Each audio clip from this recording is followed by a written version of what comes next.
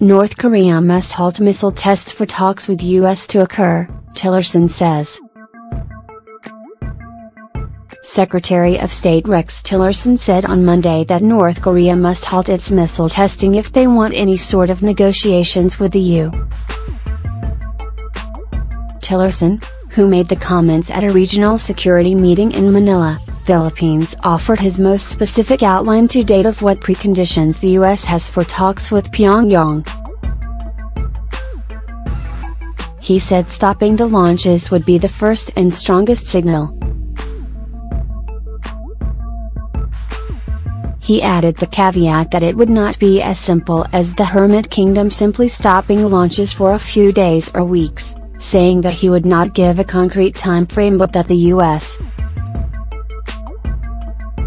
will know it when we see it.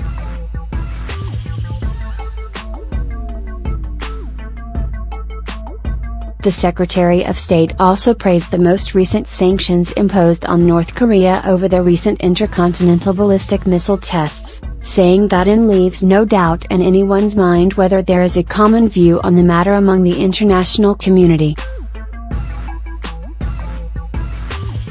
The sanctions against the communist nation include a ban on coal and other exports worth over $1 billion, a huge bite in its total exports, valued at $3 billion last year. The comments come after President Trump tweeted late Sunday that he spoke with South Korean President Moon Jae-in and was very happy and impressed with the United Nations Security Council's 15-0 vote to hit Kim Jong-un's regime with the tough new sanctions.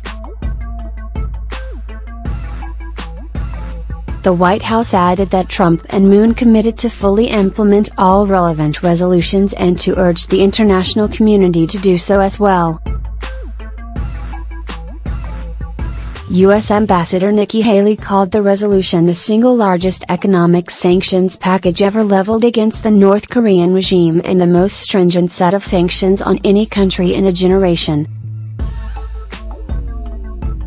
Haley told Fox News Sunday Morning Futures, "What we basically did was kick them in the stomach, told them to stop and told them they are not going to put up with it anymore and the ball is now in North Korea's court. They have a big decision to make.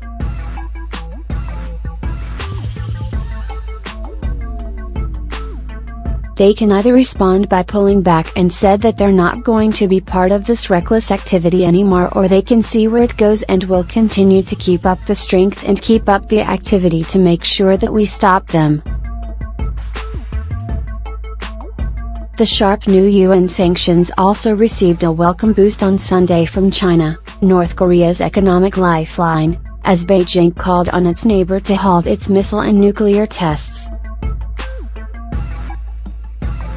For the US, it was a long-awaited sign of progress for Trump's strategy of trying to enlist Beijing's help to squeeze North Korea diplomatically and economically. Chinese Foreign Minister Wang Yi, meeting with North Korea's top diplomat during the gathering in Manila, urged the North to maintain calm despite the UN vote.